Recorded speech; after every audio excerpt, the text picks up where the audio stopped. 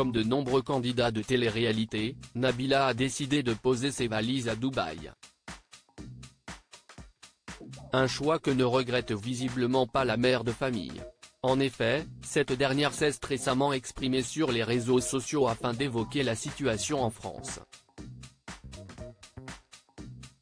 Je regardais les news un peu en France, franchement, il faut dire la vérité, ce n'est vraiment pas un endroit de safe, a-t-elle confié.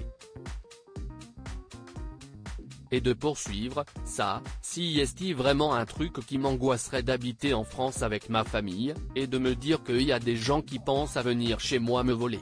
Si vous regardez bien, il y a peut-être 70% des célébrités qui se sont fait frapper, cambrioler, qui sont traumatisées. Des nombreuses personnalités victimes de cambriolage depuis quelque temps, de nombreuses personnalités ont été victimes de cambriolage, à l'instar notamment de Vita.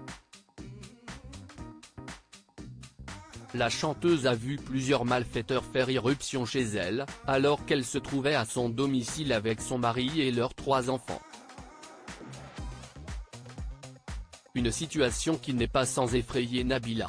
Si la jeune femme a bien conscience qu'il y a du vol partout, elle estime toutefois qu'il y a quand même un certain niveau d'insécurité en France et de poursuivre, dites-moi si je me trompe, parce que moi, je n'y vise plus.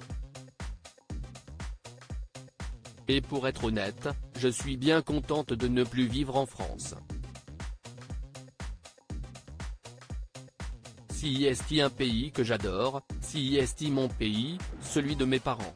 Mais si est juste que je ne me sens pas, en tant que personne connue, d'habiter en France. Nabila Benatia entourée de sa famille @Instagram Nabila l'avoue toutefois, les gens sont trop cool dans la rue quand elle est en France. Mais même si elle passe de trop bons moments, elle ne se voit plus vivre dans l'Hexagone. Je ne dormirai pas tranquille, assure-t-elle, quand je repense à tout ce qu'on m'a volé.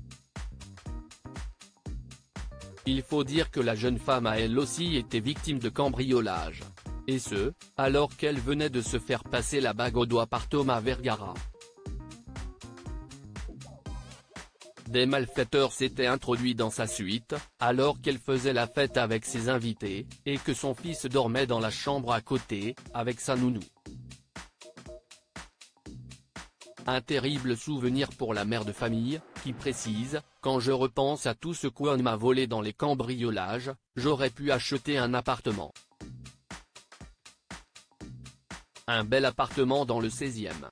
Vous allez dire problème de riches, mais problème de pauvres aussi, parce qu'ils ne cambriolent pas que les riches. Ils cambriolent aussi les gens qui ont juste ce qu'il faut pour vivre. Ça, si est le pire. Malgré tout, la jolie brune préfère prendre tout cela avec philosophie. Le matériel, honnêtement, ça va, ça vient. Tant qu'on ne touche pas à ma famille, ça va, lâche-t-elle. Et vous, que pensez-vous de ces confidences ?